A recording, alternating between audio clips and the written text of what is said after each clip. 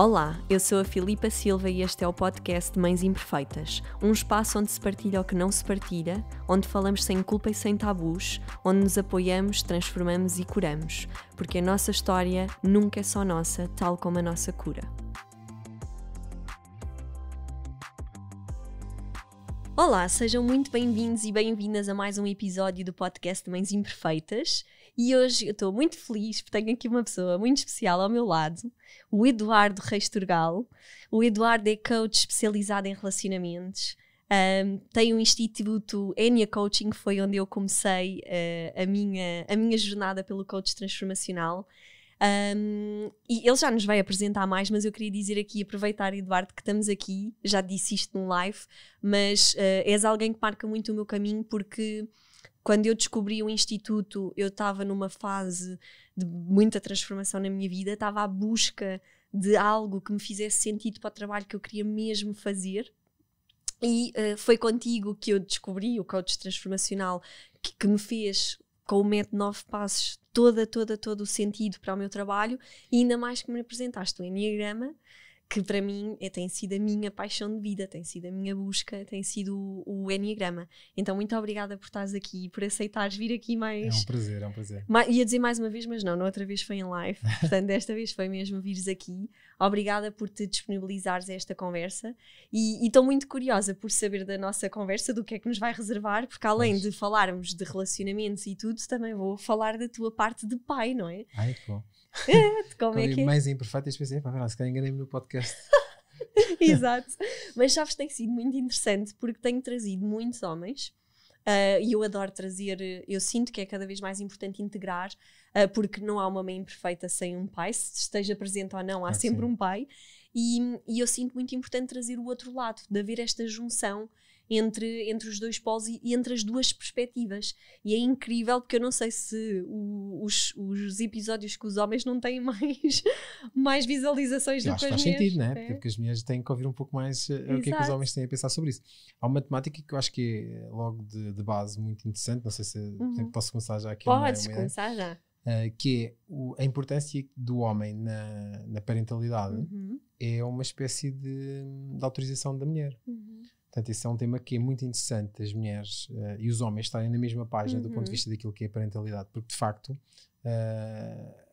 o nascimento de uma criança é um processo que começa e termina com a mãe, não é? Portanto, o pai é uma figura que entra numa segunda fase. Por muito que haja proximidade durante todo o processo de gestação, por muito que haja uma boa química entre os pais, a verdade é que aquele ato de amor, de trazer o pai para o processo da parentalidade é, por um lado, visto como uma necessidade da mulher, do ponto de vista de ajuda, etc., mas é também um processo importante, porque eu vejo isso depois mais à frente, como eu trabalho de relacionamentos, muitas vezes ver as mulheres, as mães, a dizerem, olha, de facto o meu marido não participa, não... E muitas vezes com um pouco de consciência percebem que não participa porque ela também não permitiu que ele participasse. Este é um tema que eu acho que cada vez, e estás de parabéns por isso, trazer cada vez mais a parte masculina, que é tão fundamental como a mãe no processo da parentalidade. Sabes que desde o início do meu trabalho que eu falo sobre isso, que quando nasce um bebê não é só o bebê e não é só a mãe, não é? Também é o pai, também é a própria família que renasce numa nova dinâmica. E eu sinto que estamos aqui numa mudança de paradigma, não é? Em que a mulher também se assume não querer ser só mãe, não é? Porque durante muitas décadas a mulher, o papel era ser mãe, ponto, acabou. E em que o homem também quer assumir um papel e que começamos aqui e eu sinto ao trabalhar com tantas mulheres, e diz-me tu que também trabalhas com mulheres, eu sinto muito que ainda há esta questão de a mulher conseguir deixar o controle, não é? E o homem também encontrar o seu lugar e encontrar o seu papel, mas também a mulher deixar esse controle do eu não sou pior mãe se deixar...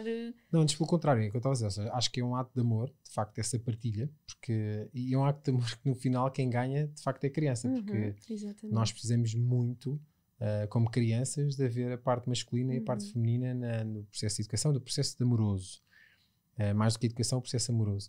E portanto, sempre que há a possibilidade da mulher ter a capacidade de ter o homem do ponto de vista com o papel que pode ser possível hoje, e acho que fazes uma boa referência a essa mudança de mentalidade, que não é assim tão antiga quanto isso, estamos neste momento nessa mudança de paradigma definitivo. Acho que também é importante, não só, muitas vezes fica-se o papel do homem, tem que assumir mais, mas é isso que muitas vezes fica pouco claro, é que esse assumir só é possível quando é feito a dois, não é possível fazer uma das partes. Exato. Como também muitas vezes há mulheres que pedem e estão a dar essa permissão e os pais não se sentem capazes, e isso é um tema também importante, mas a única forma de funcionar de uma forma harmoniosa para a criança, que é quem de facto ganha com este processo, é que ambos possam sentir que estão a ceder uma parte sua que é fundamental para o amor da criança. E como é que foi a tua experiência? Conta-nos um bocadinho. Olha, a verdade é que eu quando penso nos meus filhos e cada vez que alguém fala sobre isso, os meus filhos são marcos da minha vida. Que giro. Pois, não eu só sei pessoal, deles, exato. Com o nascimento da minha primeira filha há 16 anos atrás, foi dizer assim, ok, eu abandono a minha carreira e vou atrás da minha paixão, e foi o coaching. Portanto, há 16 anos foi uma mudança, e ela, para além do amor todo que se pode ter como pai, foi também um momento de repensar o que é que eu quero fazer na vida, né? Portanto, isso é algo que para mim teve um marco muito fundamental. E às vezes quando as pessoas dizem, há quantos anos é que estás no coaching? Para mim muito rápido, há 16. Porque a idade dela, se me perguntares quantos anos é que eu tenho que fazer muitas contas para chegar lá. Mas isso eu sei. Depois, a minha segunda filha, a Vitória, uma experiência completamente diferente, muito mais maduro do ponto de vista também de autoconhecimento, etc. Foi a mudança há 6 anos de dizer eu quero trabalhar online, quero trabalhar a partir de qualquer parte do mundo, que eu quero estar com mais tempo para a minha família.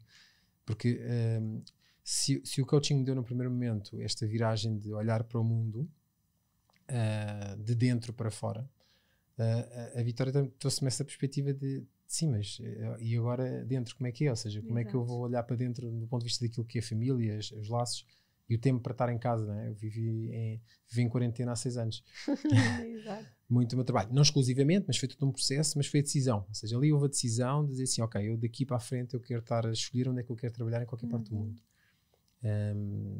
E hoje trabalho no mundo que eu adoro, que é Portugal. Pergunto quanto mais viajo, acabei de chegar de viagem e cada vez que saio mais gosto de estar cá dentro. E agora mais recentemente o Lourenço vai fazer 2 anos, ainda não posso revelar, mas foi outra transformação isso para é meio deste péssimo, ano aquela não posso revelar ainda. É que não posso mesmo, não está acabado, mas vai ser. Mas mais uma transformação. Mas foi mais uma transformação. E eu acho que, claro, na parte da primeira filha, a Bruna, acho que foi mesmo um impulso de dizer assim, não. E olha, foi uma paragem, talvez, tipo aquelas perguntas que tu fazes no dia e disse assim, péssima pergunta, e foi a melhor pergunta da minha vida. Foi, o que é que eu vou deixar como legado à minha filha? Quando eu chegar a casa, vou-lhe dizer o quê? O que é que eu faço hoje? Ok, eu era muito bem remunerado na altura. O que é que fazias antes? Eu era diretor de uma área tecnológica, portanto... Sério? Em 2000 não, eu estive na altura do ano 2000, imagina, quando o mundo ia acabar, a gente teve que comprar softwares novos, eu não sei o que, eu estava lá, tipo, era só, não se vendia, aviava-se. Portanto, foram momentos onde havia muito, as pessoas eram muito bem pagas, quem estava na área tinha resultados muito bem pagos, e eu era muito bem pago por esse trabalho, mas de facto aquele dia em que tu acordas e assim, o que é que eu vou deixar como legado? O que eu vou deixar? Eu trabalhava imenso, atenção. Viajava imenso, trabalhava imenso, estava alguns períodos fora de Portugal também, e a pergunta que eu fiz foi, o que é que eu vou dizer? Não é? Tipo, olha, há um mês por ano que é porrar, estamos todos juntos, e o resto é trabalhar mais cedo e mais tarde possível para que se consiga os objetivos, porque é isso que a gente é guiado, e pronto, e já está. E isso deu-me uma sensação de vazio incrível, porque foi pensar, eu não quero dizer isto não é o que eu quero transmitir, percebes? Mas o que é que eu vou transmitir que não seja isto, que é a minha experiência desde sempre? Porque e depois há todo um histórico que tens de te libertar. Rapidamente eu perdi os meus pais muito novo, quando estava no pico da adolescência, porreiríssimo, não fazia nada senão jogar a bola e vidinha boa, e de repente foi perceber, tipo, havia dificuldades financeiras, havia tudo, porque de repente eu fiquei sozinho para tentar perceber como é que o mundo funcionava, e foi muito, portanto, aquelas conquistas iniciais profissionais até aos 30, não é? Foram um esforço de tudo valia para não voltar a passar necessidades, percebes? Então foi tudo muito durido. E aquele libertar de dizer assim, ok, mas isto não foi o que me trouxe até aqui, mas não é o que me vai levar daqui para a frente, foi de facto, ou seja, para já abandonar todas as seguranças que eu tinha, porque eu era muito seguro naquilo que eu fazia, portanto era um bocado idiota nesse sentido, né? Porque pronto, confiava e sabia o que é que conseguia fazer com o que estava a fazer. E depois também era começar do ponto de vista financeiro outra vez, mas com uma outra tranquilidade, porque eu acho que aí tem muito a ver com a paixão. E acho que um filho é toda a energia que a gente precisa às vezes para fazer esses movimentos, e assim, eu vou acreditar na vida, porque isto é muito mais poderoso do que se calhar uma decisão baseada no meu passado. Sem dúvida. Agora estava-me a lembrar, estavas a dizer isso, e estava-me a lembrar aqui há uns dias, estava assim super cansada, e naqueles dias que me pergunto assim, como é que seria a minha vida sem filhos neste momento? Aquela coisa de como é que seria o dia-a-dia, não ter um final Quem de é que não dia. faz essa pergunta? Vamos lá, Exato. vamos ser Não, eu falo a verdade, né? Eu acho que toda a Exato. gente faz essa pergunta, tipo, epá, fogo hoje, se eles não tivessem... Mas tipo, como é que seria? mas Pá? depois... Sabes aquela coisa tipo irreal de ia chegar a casa com o Rafa, não tem Sabes o que é que eu nada. às vezes me pergunto? O que é que a gente fazia ao Exato, tempo? não sei. Tipo, pá, que absurdo, não é? Tipo, Eu fico mesmo, ei, meu, é que era assim. E depois veio-me essa coisa, agora estavas a falar disso, dos filhos serem assim uma cena tão forte, e depois pensei assim, fogo, mas caramba, realmente se eu não tivesse a minha filha, eu acho não, eu tenho a certeza que eu não estaria onde estou hoje. sem dúvida. Porque, e eu acho que é por isso que os filhos quando às vezes as pessoas perguntam, mas se é tão desafiante, porquê filhos, não é? Aquela coisa de, por ser mesmo tão desafiante, é que te traz também toda essa força que tu tens do dia de fazer essas perguntas. Qual é a pergunta mais forte? Perguntares qual é o exemplo que eu quero dar à minha filha? Qual é o exemplo que eu lhe quero deixar? Não há nada mais forte. Então estava-me a perguntar isso, como tu estavas a dizer da paixão de fogo, caramba, mas foi ela que me dá tanto para eu chegar onde eu estou hoje. Até em termos de maturidade, sabes? De desenvolvimento que tu tens, porque estás responsável por outro ser, não é? Claro. Há uma pergunta que me fazem muitas vezes as pessoas da minha equipa, principalmente, que é assim, como é que tu consegues produzir tanto? Sério, como é que tu fazes tanta coisa? E assim, olha, como é que tu seguras o teu filho com um saco das compras e metes mais 15 ou 20 quilos em cima? Pergunta-te, como é que tu fazes isso? Exato. Pá, com paixão. Como é que tu agarras, né? Aqueles dias que a gente vem com os sacos todos do carro, não sei o que, eu quero ir ao colo. E nós dizemos, ok, meu, hoje sim, hoje precisamos de colo. Então vai, 20 quilos mais para cima. E já estavas cansada com os sacos. Portanto, isto é um bocado. Como é que se faz mais? É com motivo. É com motivo. E isso tem muito a ver com os filhos. Ou seja, eu acho que a energia que traz, o legado que tu deixas, às vezes o testemunho que queres passar, a coerência que tens que ter. Exatamente. É? A minha filha de 6 anos não papa grupos. Portanto, assim, não há a palavra mas. Atreve-te a dizer. Tu, não é ela diz. Atenção, disseste mas, não contou. Mas se eu disser aprendeu bem ela vai logo. Oi, não se pode dizer mas. Estás a dizer. Ou seja, também é um exemplo simbólico, mas é assim, a importância de tu seres o exemplo é uma coisa que eu acho que preenche toda a parte de trabalho, né? Que nós temos de fazer como pais. Sem dúvida. E tu sempre foste um pai presente? Como é que foi essa tua... Nós estávamos a falar dessa questão do pai estar integrado e da mulher. Como é que foi a tua experiência? Olha, assim, a minha experiência inicialmente, eu sempre fui muito presente. Uma das coisas que eu disse desde o primeiro momento que a minha primeira filha nasceu foi: eu quero saber fazer tudo porque eu quero conseguir estar com ela em qualquer momento. Desde o primeiro banho, desde sei lá, a muda de roupa, tudo. E isso sempre foi uma coisa que me deu imensa satisfação, sabes? Eu adoro estar a tratar dos meus filhos, mesmo quando é aquela fralda que ninguém quer. Eu gosto de ir lá, de estar lá com ele. E agora o meu último filho é um rapaz, é muito mais violento, é mais bruto. Eu gosto daquilo, aquilo dá um gozo especial. Percebes? São todos diferentes, não é? Claro. E este veio para lembrar que não queremos mais nenhum, não é? Porque isso tem uma energia, não há para 4. Mas gosto daquilo, percebes? Porque aquilo é vida, não é? Ainda há uns tempos estava a mandar um vídeo lá num grupo que a gente tem da família, porque ele agarrou no carro no meio da sala e de repente vai pá, durante 5 metros e pumba contra a porta da rua. E depois voltou e pá, e depois os meus amigos, a família próxima, assim, bem, que doideira, assim, não, isto é vida. Isto é vida, isto é uma coisa que tu, por muito cansado tu estejas às 7h30, que ele acorda às 6h30, 7h, às 7h30 da manhã ele faz aquilo, tu em vez de te preocupares com mais nada, pensas, pá, isto é fantástico, isto é vida, isto é maravilhoso, não é? Onde é que está esta nossa energia, esta nossa alegria de só debater contra um carro contra uma porta, não é? Maravilhoso. Completamente. Ainda ontem a minha filha estava a pular em cima da cama antes de dormir, com aquela energia como se tivesse acordado naquele momento. E eu perguntava, filha, mas onde é que nós deixámos essa energia? Eu não entendo como é que nós perdemos, porque isso é uma alegria só estar a saltar em cima da cama, já podre de sono. Mas... E isso é uma inspiração, sabes? Portanto, quando perguntas, pá, sim, participo imenso, gosto de brincar, gosto de rebolar no chão, pá, faço as coisas mais absurdas que se alguém que me conhece profissional me dissesse assim, quem é este gajo?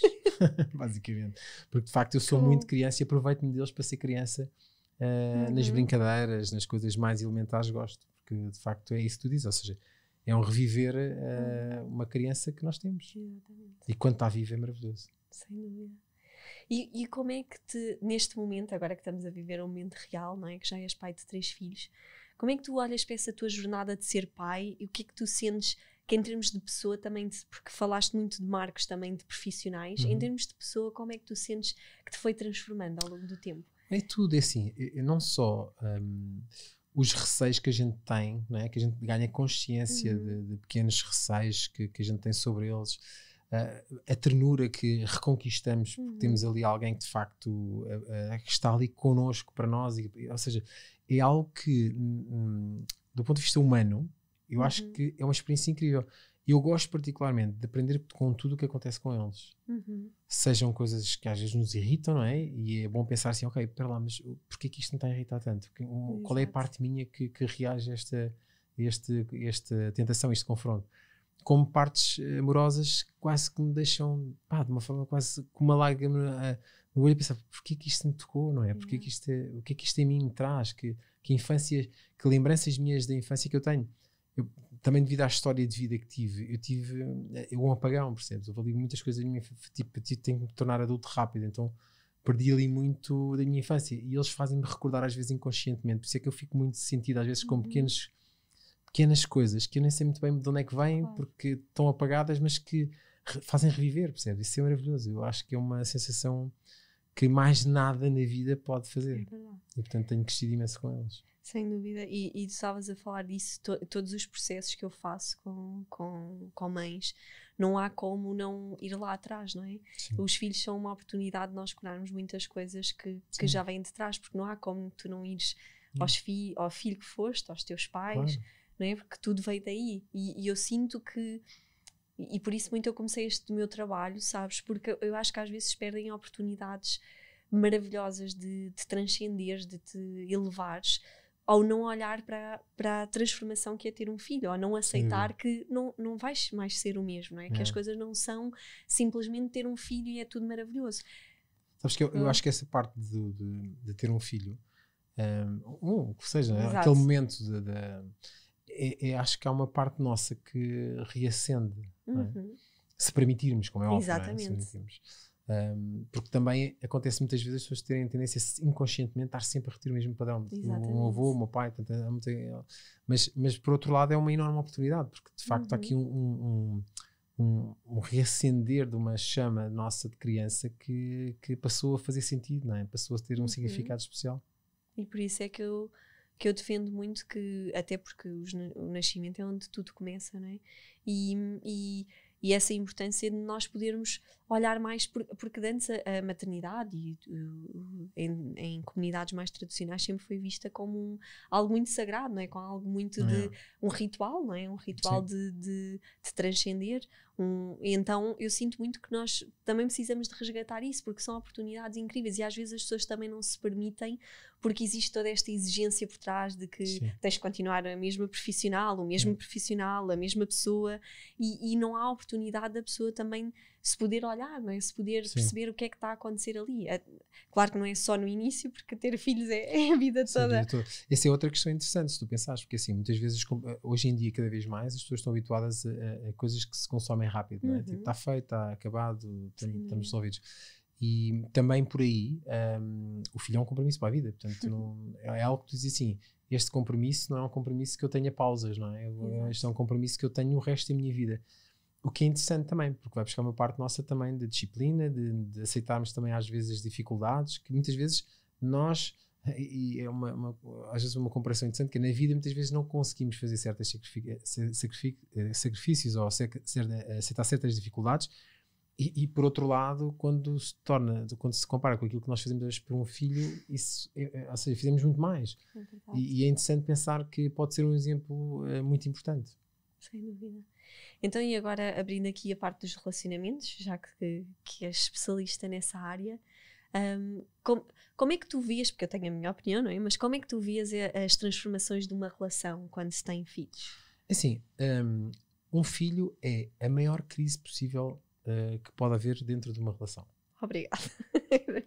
Sem dúvida. E temos que falar isso. Não, e é de facto, porque assim, o que é uma crise? É obrigares, forçosamente seres obrigado a fazer uma coisa que não era aquilo que estava previsto ser feito. Portanto, tudo o que seja este movimento de te obrigar a fazer algo, porventura, que tem uma justificação do amor pela criança, mas a verdade é que é um caos dentro de uma relação. Mas do caos saem coisas maravilhosas. Exatamente. Posso dar alguns exemplos que faço com os meus clientes e faço em minha casa, sempre. Os últimos dois. O primeiro foi menos previsto no sentido da maturidade que havia para fazer. Nós escrevemos uma carta daquilo que é fundamental nós mantermos depois da criança nascer. Porque ter um filho é uma coisa, ter dois em casa é outra coisa. Exatamente. Ter três é outra coisa. Portanto, são tudo dinâmicas diferentes. Portanto, eu escrevi, a Joana escreveu a carta, o que para nós é essencial manter depois da relação. O que é que nós estamos dispostos a ceder na relação perante aquilo que nós antecipávamos que ia ser o filho, e dar uma forma às novas regras da relação. Porque repara, se tu não definis aquilo que é a próxima relação, porque isto é uma nova relação, atenção, o que vai acontecer é que ela vai se formar sem querer. E quando se forma sem querer, pode haver regras que são boas e regras que não são boas. Exatamente. Portanto, mais do que tudo, é fundamental aceitar que é um caos, é uma crise, e que dessa crise vai gerar uma nova relação. Por muito custo, é uma nova, não é a mesma. Nunca mais será a mesma, será outra completamente nova. E depois, a partir daí, começar a construir essa relação e voltar àquele papel. Sem dúvida. Voltar àquele compromisso, ler aquele compromisso, pensar até que ponto estamos a conseguir nos momentos difíceis. Nomeadamente no início, ou seja, quando a criança chega à casa, que supostamente está toda a gente feliz e os pais estão perdidos. Não é? Exatamente. E digo que isto, assim, eu não sei que a partir de uma certa conta pode mudar, mas quando chega o segundo filho é outra relação, é mais uma crise. Porque na verdade tens que tomar atenção ao que nasceu e tens que continuar a tratar da criança da outra.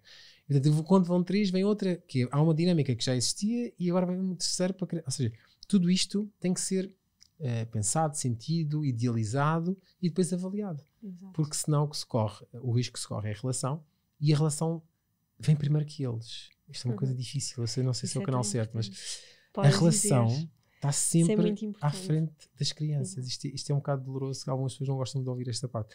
Mas a verdade é que, se não houver relação, eles não vão ter um exemplo de amor. Exato. Isso já existia antes, não é? E outra coisa que tem a ver com as precedências, ou seja, quem está primeiro tem prioridade. Portanto, no caso, a relação será sempre prioridade perante os filhos. Claro, não estamos aqui a falar de uma necessidade de urgência da criança. Não, agora espera, nós estamos aqui. Estamos a ver um copo, espera. Mas do ponto de vista daquilo que é... Às vezes até gostava de dizer, olha, espera aí só um bocadinho, deixa-me. Exato, já aí. Mas do ponto de vista daquilo que é a urgência, a importância, a dedicação, o tempo que se dedica, é fundamental. Eu costumo dizer que as relações não acabam por falta de amor, não acabam por falta de... As relações acabam por falta de dedicação. A maior lástima de uma relação, aquilo que verdadeiramente deita a relação abaixo, é o quanto nós não dedicamos a ela. Sim. E portanto, imagina se, e isso é uma coisa que acontece muito às mães, que é trocarem o amor. É interessante o conceito do coração aquecido. Okay? Nós humanos precisamos ter o coração quente. Acho que é uma metáfora que justifica bem este movimento. E quando a mulher tem esse coração quente com o homem, antes da criança vir, né? Isso existe, por isso é que existe também o amor envolvido, né? Esse coração está aquecido, está satisfeito, está aquecido. Quando nasce a criança, há o risco de começar a aquecer o coração com a criança. O problema é que o outro vai arrefecer, o outro coração vai arrefecer. E tendencialmente tende a aquecer o coração noutras coisas. Okay? Pode aquecer com o trabalho. Exato. Então aumenta o afastamento entre a mulher e o homem e entre o homem e a criança. Okay? Muitas vezes são essas dinâmicas que começam a gerar esse mecanismo de repetição de ele não ajuda e ele diz, ela não me deixa ajudar, quando vou ele critica, porquê? Porque ele está, então cada um deles está a começar a aquecer-se de outra forma. A mulher aquece com o filho, o homem aquece com o trabalho, aquece com os amigos, às vezes aquece com o álcool, aquece com coisas que na verdade sentem que têm coração quente, que o faz sentir vivo. E este é um risco. Portanto, é muito importante que o coração continue a ser aquecido um pelo outro. E se os dois tiverem coração quente, o amor que sai para a criança é maravilhoso. Exatamente. Porque são exemplos de amor. Não são exemplos de eu estou contigo, mas ele não está. Exatamente. Portanto, começam-se aqui a jogar jogos de triangulação muito perigosos que a criança, mais cedo ou mais tarde, vai sentir. Eu fui vítima desse processo. Exato. E ao contrário de também pensar que isto ajuda a criança, na verdade não ajuda. Coloca na criança uma responsabilidade tão grande que eu tenho que fazer o papel do meu pai. Eu estou a aquecer, tipo, o coração é demasiado grande para eu aquecer, mas eu vou fazer esse esforço. E sem querer, cria muitas vezes relações que depois, quando a criança cresce, gera relações de dependência. Porquê? Porque eu tenho que ter alguém agora que me aqueça a mim, porque eu tive de estar a aquecer alguém. E depois voltamos a repetir. E voltamos ao mesmo ciclo, porque depois quando for mãe vou fazer exatamente o mesmo. Então, está aqui esta preocupação que é de facto alimentar a relação, dedicar tempo à relação. Sem dúvida. E eu sinto que é muito importante mesmo os filhos também entenderem esse triângulo, não é? Onde é que eles estão posicionados. Não, fundamental eles perceberem qual é o papel principalmente deles. nestes primeiros anos, eu ainda só tenho a minha filhota pequena, não é? Eu sinto muito que nós estamos nessa fase dela perceber mesmo, porque há muito aquela coisa do ou vai muito para a mãe, não é? Ou depois começa a colocar para o pai, e ela perceber que a mãe e o pai também existem e estão num outro lugar, exatamente. Tanto que quando nós saímos, acho muito engraçado, ela hoje em dia, para que saímos, desde quando não saímos com ela, ela já diz, mas vocês vão namorar? Nós dizemos sempre, não, o pai e a mãe também precisam de namorar. Então hoje em dia, qualquer coisa que nós saímos, ela já diz, vão namorar? E nós, sim, também precisamos, ou não vamos. E eu acho isso muito importante, saudável, que ela perceba que nós também precisamos de namorar, que ela é importante para nós, mas que nós também precisamos. Apesar disto não ser tarefa fácil, não é? No meio de quando não tens comunidade e pessoas à volta. Claro. Enfim, queres dar algumas dicas de como fazer isso? Não sei se podes partilhar algumas coisas da tua vida, ou o que é que tu fazes na tua relação para dedicar esse tempo? Olha, posso dizer uma coisa muito concreta. Sexta-feira ninguém trabalha lá em casa. Okay? As crianças estão no colégio, eu e a Joana, todas as sextas-feiras é para nós namorarmos, passearmos, almoçarmos, experimentarmos coisas diferentes. É o dia inteiro, não só ao final do dia que vamos buscar os miúdos e se calhar o primeiro ou o segundo dia que fizemos isso sentimos remorsos. Exato. Mas a partir daí foi a coisa mais maravilhosa que a gente tem. Por exemplo, este fim de semana que tive fora, sexta-feira também, e o dia que mais custa é sexta-feira. Porque é aquele dia nosso, é aquele dia que de facto nós não prescindimos para nós. As crianças lá em casa têm hora para dormir, a seguir eles dormirem, nós por vezes abdicamos de jantar com eles, quando decidimos que precisamos mais tempo para nós, para jantarmos os dois. Exato. Por exemplo, ontem foi um dia desses. Ontem decidimos, estamos aqui num grande frenesim. Eu tinha acabado de chegar de viagem, a Joana tinha estado a trabalhar também no fim de semana, foi tipo, ok, isto agora é nosso, espera lá. Vocês agora vão para a cama. Exatamente. E a Vitória já quer ficar, tudo bem, mas agora somos nós. Ok? Então agora vais dormir, ela ficou lá na cama a fazer as fantasias dela, as barbas todas, e nós estivemos a jantar calmamente, os dois, a pôr a conversa em dia. Uma das coisas mais importantes para fazer numa relação é falar de banalidades. A maior parte das relações tendem a falar sobre coisas objetivas. Operacionalidades. Quem é que vai levar os miúdos? Quem é que faz o jantar? Isso é tudo conversa de treta, ok? Essa é uma conversa que pode ser trocada por mensagens. Uma boa estratégia é assim, qual é o dia da semana que a gente reserva para falar essas tretas? Está tudo falado para a semana toda? Tá. Agora não voltamos a falar de tretas. Falamos de coisas banais. Por exemplo, porquê é que muitas pessoas gostam do ambiente mais profissional do que pessoal? Porque muitas vezes no profissional trocam aquelas piadas, tem aquela coisa, recebi um WhatsApp, olha aqui, estão giro, não sei o quê. São coisas da treta. Mas para chegar a casa, como já tive aquele prazer, já não partilha, porque já não é essa necessidade. Quando faz isso em casa, esse ambiente, isso é possível é muito útil, é necessário, percebes? Portanto, partilhar coisas banais, fúteis. E se nós tivermos dúvidas sobre isso, o que é que nos encantava no início da relação? Coisas fúteis, ninguém estava a pensar quem é que ia levar o carro ou não. Estava a pensar, tipo, as coisas mais absurdas.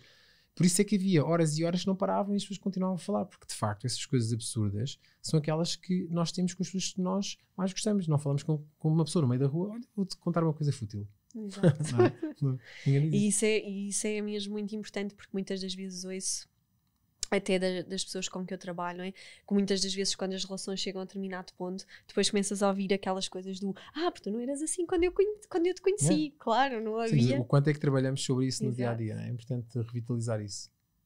Exato. Criar os códigos da relação. Isso é muito importante. E olha, antes de terminar aqui, de começar a fechar, tu tinhas-me falado aqui de uma coisa muito importante, que eu acho que é muito importante partilhares e tocarmos nesse assunto, que vais lançar um novo Quer dizer, quando este episódio sair, já lançaste, Já lancei, nesse momento já estará pronto. Não, é o resultado de 2 anos de trabalho. Fazendo a história curta, durante vários anos eu tenho trabalhado com mulheres que querem, de facto, encontrar o homem da sua vida, sem perder a sua identidade. E isso tem sido algo que me tem dado um prazer enorme.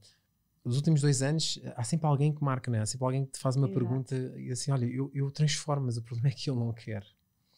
E daí começou um processo de investigação, de trabalho também com uma dessas mulheres e tenho tido nos últimos 2 anos a trabalhar a nível individual. A questão neste momento é que eu tenho uma lista de espera absurda. Tenho 3, 4 meses de espera e acho que 4 meses uma relação não espera. Exato. Okay? Então decidimos criar um produto, um programa, vai ser muito mais acessível, não é um programa que individual, comigo que é sempre bastante mais oneroso, nem todas as pessoas conseguem, isto vai ser algo que vai estar disponível, acredito, para a maior parte das pessoas, que é como transformar a minha relação mesmo que eu não quero. Ou seja, como é que eu tenho a relação de sonho... Não, tens coisas incríveis lá. De facto, porque é muito trabalho que foi feito com essas mulheres ao longo desses anos. E posso dizer uma coisa interessante também, com homens também. Ah, é? Porque os homens, eu tive que fazer essa adaptação para perceber até que ponto isso os marcava. Claro. E perceber um pouco como é que os homens de facto eram marcados por essas estratégias e essas abordagens. E de facto tem sido um sucesso incrível e isso tem aumentado ainda mais as minhas listas de espera. E neste momento vamos democratizar esse processo através de um programa que se chama o Código do Amor e que de facto tem lá estratégias passo a passo, de facto, de se transformar a relação mesmo que ele não queira. E a verdade, e o que é muito interessante neste processo é que os maridos, os companheiros diziam, pá, a nossa relação está diferente, eu não sei o que é que aconteceu, mas ainda bem que aconteceu. E eles chegavam a assim, isto é incrível, eles não percebem. Mas não é no sentido pejorativo de enganei, não, é no sentido assim, eu fiz aquilo que eu verdadeiramente desejava para a minha relação, ele faz aquilo que eu desejava que ele fizesse na minha relação e ele está feliz por isso, porque assim, isso de facto é maravilhoso, não preciso de explicar o que é que aconteceu, mas posso lhe dizer e sei para mim que fui eu que fiz. Exato. E portanto tenho o controle, tenho também a responsabilidade de transformar a minha relação naquilo que eu sempre ambicionei, mereci e desejei. Okay? Portanto é um trabalho muito bonito, eu gosto muito daquilo que tenho feito individualmente e estou a gostar muito do resultado final, porque estamos ainda em algumas gravações finais e está... Pá, para mim está uma coisa que eu acho um tema mesmo muito importante, porque muitas mulheres que eu trabalho têm mesmo essa questão, não é? Porque hoje em dia já há muitos homens também a despertar, mas é uma coisa que, como nunca houve este espaço e esta abertura para os homens também terem a sua sensibilidade, até na paternidade, não é? O homem sempre foi o homem que tem, a pessoa que tem que estar ali mais forte, mais... Claro. Há muito esta coisa das mulheres que começam e estamos numa fase e acho que o mundo cada vez precisa mais disso e pede, não é? As pessoas estão na sua busca, né? O que é que eu quero, quem é que eu sou, e muitas das vezes os homens ao seu lado não têm e não conseguem depois encontrar esse ponto de comum. Exatamente, não é? Apesar de haver outras coisas, há sempre ali um buraco no meio, não é? Isso tem ajudado imenso nos resultados. Os resultados mudaram drasticamente porque quando tu tens uma relação que de facto tens a outra pessoa de uma forma dedicada ao amor, não é? Dedicada à mulher, no sentido em que se sente de facto realizado porque tem uma relação e coloca a mulher num papel que ela merece, com destaque, e não coloca o trabalho primário, ou seja, tudo isto é possível com equilíbrio. E de facto aquilo que se tem conseguido com este programa individual e agora que vai ficar disponível também por vídeos é de facto haver uma cooperação e é gerar relações mais harmoniosas, não é? E portanto eu acredito também que os filhos depois ganham com isso. Portanto, muitos desses processos que fiz foram pessoas que eram mães e que nesse processo não souberam reinventar na paternidade e na maternidade, portanto acabaram por gerar relações que não queriam, não é? E esse renascer das relações tem sido muito bonito. E agora acho que... Como é que tu te apaixonaste por esta área das relações, que eu não sei? Olha, uma cliente executiva com quem trabalhava, uma vez pediu-me para ir falar no meu escritório, em vez de ser na empresa. O que eu estranhei bastante, porque ela é uma executiva de topo. Normalmente quando isso acontece é porque há algum conflito de interesses. Na parte executiva isso acontece bastante. E eu disse, mas algum motivo em particular? Disse, não, mas eu preferi mesmo que fosse lá. E pronto, assim fiz. E ela quando chegou lá disse, olha, sou muito feliz na minha carreira, você sabe, não é? Portanto, para o posto, ou seja, para onde eu cheguei agora, para conseguir de facto estar a ter a carreira que eu tenho, o reconhecimento que eu tenho, até o reconhecimento financeiro que eu tenho, mas falta uma coisa, falta-me com quem celebrar. celebrar. Porque eu sempre achei, e confesso, que a grande questão das relações era ajudar quando os momentos estavam difíceis. E ela disse, não. Nos momentos difíceis os meus amigos estão todos lá. A questão é quando com a carreira que eu tenho, aquilo que eu faço, com quem é que eu celebrei até hoje? Com quase ninguém. Partilha, não é? Então, o que eu sinto falta é do amor. E eu tive tipo um choque. Então, vinha num mundo de coaching empresarial e de repente aquela pessoa era uma pessoa muito objetiva, uma mulher muito de negócios, aquela coisa. E eu parei assim, ok. E eu só confio em si para me ajudar.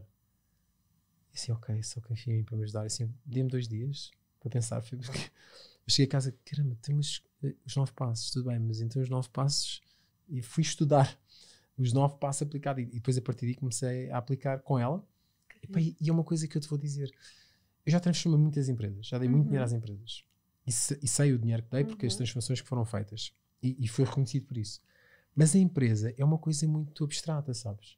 Ou seja, por muito que tu... Imagina, tu fazes uma transformação numa empresa, aquilo acontece, mas o que acontece no final é obrigado. Tipo, transferir, está tudo feito.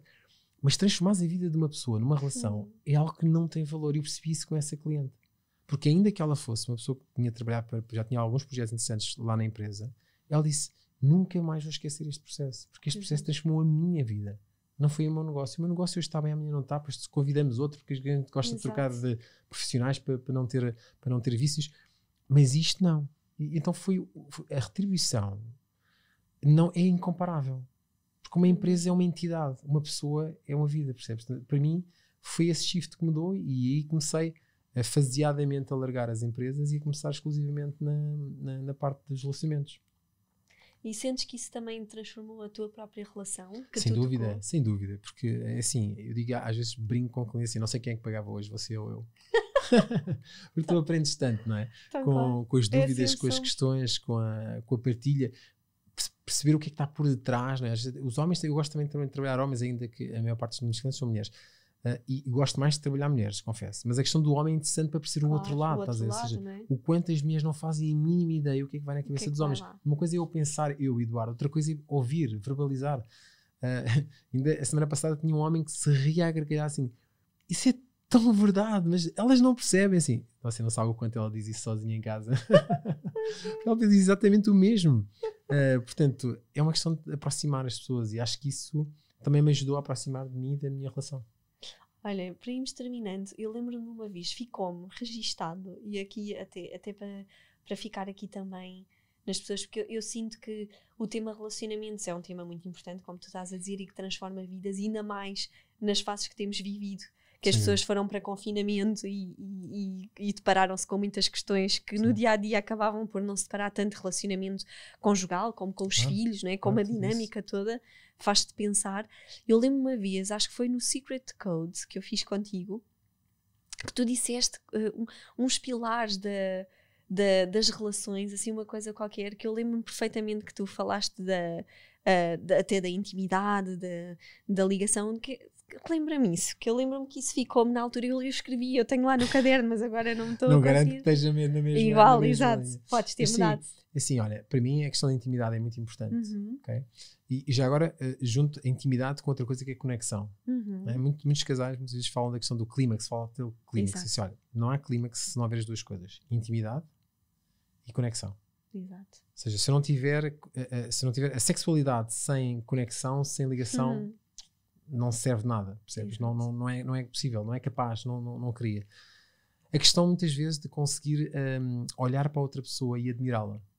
Exatamente. A admiração é fundamental. Se eu não consigo admirar outra pessoa por aquilo que ela é, eu vou tentar transformá-la, vou dar uma forma, vou pô-la numa coisa que eu não gosto. Okay? Tentar admirar os erros, admirar as coisas que estão do outro lado. E outra parte que eu acho que é fundamental, que é mantermos honestos connosco próprios, mantermos de facto a nossa integridade. Isso não quer dizer que muitas vezes na relação nós não tenhamos que jogar com fronteiras. Às vezes afastar um pouco a minha, afastar um pouco a dela, mas isso é normal. Uma relação é uma interdependência, não é? Eu não acredito em relações de independência, de coisas de cada um possa lá pensar para o seu, porque isso é viver debaixo do mesmo teto. A relação que é um sistema, não é? Sim, mas não é uma relação, é um sistema. Ou seja, a relação de independência não é uma relação de liberdade, é uma relação de eu estou por mim, tu fazes por ti. Não, eu estou a dizer que a relação funciona em sistema, tem que haver uma interdependência. É obrigatório haver essa interdependência, esse sistema, porque senão não é uma relação. E portanto, manter essa relação com intimidade, com proximidade e ao mesmo tempo respeitar, admirar o outro e a nós próprios são os pilares base, percebes? Porque dentro da conexão há muita coisa, há o respeito, há toda aquela parte de estar do lado, celebrar aquilo que são as vitórias do outro, sentir orgulho na outra pessoa. Portanto, tudo isso faz parte de admirar a pessoa que está do outro lado e admirarmos a nós também, porque senão depois também acabamos por nos desconfigurar. E qual é que seria assim a primeira coisa que tu dirias a alguém e que quem nos está a ouvir, que também tenha desafios na sua relação, o que é que tu achas que por onde é que se pode começar? Eu acho que pode começar pelo meu workshop. Exato, eu ia dizer isso. Por pedir ajuda também. Porque isso é muito importante, sabes? Sim, porque às vezes, ainda hoje, existe muito este tabu, até com a terapia de casal, e eu vou em breve querer falar sobre isso, porque as pessoas ainda têm muito este tabu de pedir ajuda, não é? Sim. Quando tu estás numa transformação, e as relações também têm dores de crescimento, não é? Como outra face qualquer, existe muito esta coisa de quase como se fosse um falhanço tu tens que pedir ajuda ou admitir que a tua relação não está... Vou dar um exemplo muito concreto, eu sei que estamos a fechar. Uma das clientes que eu tenho trabalha comigo consistentemente, permanentemente. Exato. E ela diz, para mim isto é como ir ao ginásio. Eu começo o início do ano e assim, quantas sessões vou fazer com o Eduardo, mas vou lá com a assistente. Que eu já sei que durante este ano eu quero melhorar a minha relação, ou quero estabilizá-la, ou quero recuperar algum momento de stress. E não vejo fragilidade nenhuma nisso, até porque isso é uma coisa que me tem permitido chegar a patamares da minha relação que eu nunca imaginei sonhar sequer que era possível chegar. E claro, porque também tenho conseguido trazer o meu companheiro para essa transformação comigo e portanto faço disso. Portanto, a consciência que é preciso de ajuda, sim, isso é fundamental, porque senão muitas vezes, como tu dizes bem, a pessoa fica agarrada, mas uma âncora, né? Vai descendo e não larga a âncora. Completamente. E eu sinto que é muito importante tocar aí, até porque depois de se ter filhos, não é? Ainda mais cresce isso, porque é como se aquilo tivesse que ser o sítio imaculado, não é? Que tudo é maravilhoso quando falas, e ter que, por isso é que eu ainda hoje, eu estou sempre a dizer, ainda me rio, porque eu ainda conheço pessoas que às vezes dizem que, não, tu não transformou assim grande coisa, super natural, filho. E eu fico sempre assim a olhar, e eu, exato. O que é que está aí? Exato. O que é que está escondido? O que é que está aí escondido? E assim, poxa, então, eu assim, ok, pronto, tudo bem. Mas isto ainda existe muito, não é? Esta questão de medo de se falar, de se dizer de que ter um filho não é assim tão bonito e que vem abanar as estruturas. Repara, na verdade, depois a relação fica melhor, não é? Só que há um momento onde não está. Exatamente. E se não se trata esse momento, o que acontece é que ela fica pior, inevitavelmente. Sem dúvida. Olha, e o que é para ti ser pai, Eduardo? Para mim, eu vou dizer, é muito fácil, é uma inspiração. É uma inspiração porque me permite ser criança, como eu já te disse, é uma inspiração porque me permite ter uma energia extra, às vezes que as pessoas acreditam que não existe, porque está lá e porque eu comprovo com outras coisas, portanto também consigo trazê-la para o mundo, para transformar o mundo à minha volta. É inspiração. E acho que é isso que me mantém jovem, do ponto de vista do pensamento, é isso. E há pouco falaste do legado. O que é que tu hoje em dia, já sendo pai de 3, o que é que tu gostavas que os teus filhos se lembrassem? De que forma é que tu gostavas que eles se lembrassem de ti, ou o que é que tu gostarias de deixar? Eu gostava de deixar essencialmente a estrutura. Eu acho que eles têm, eu desejo que eles tenham todo o direito e toda a liberdade de escolherem o conteúdo.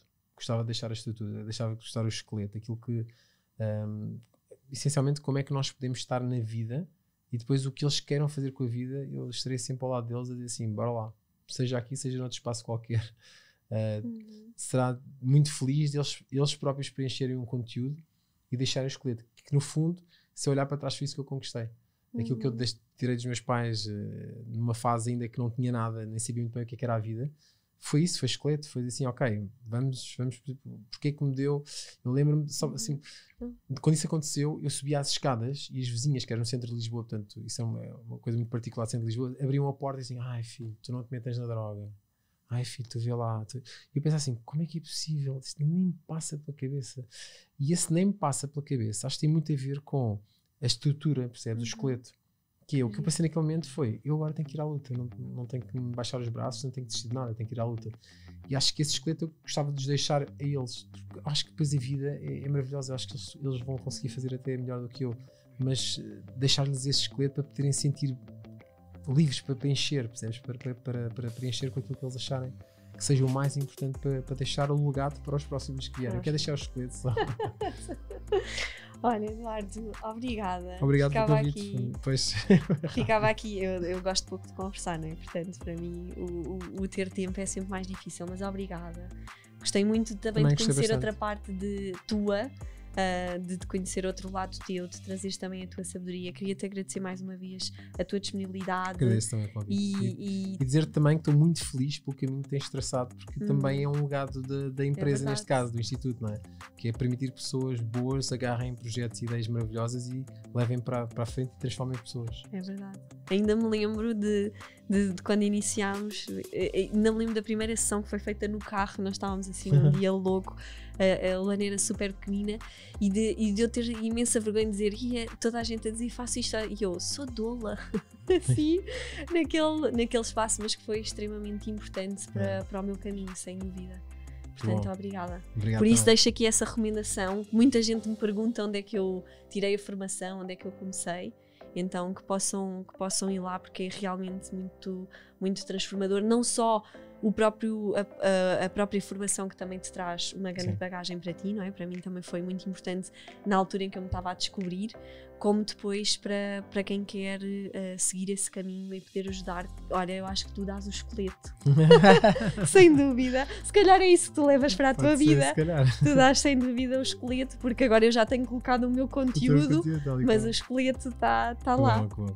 Okay. Muito obrigada. Obrigado também. Até à próxima. Obrigada.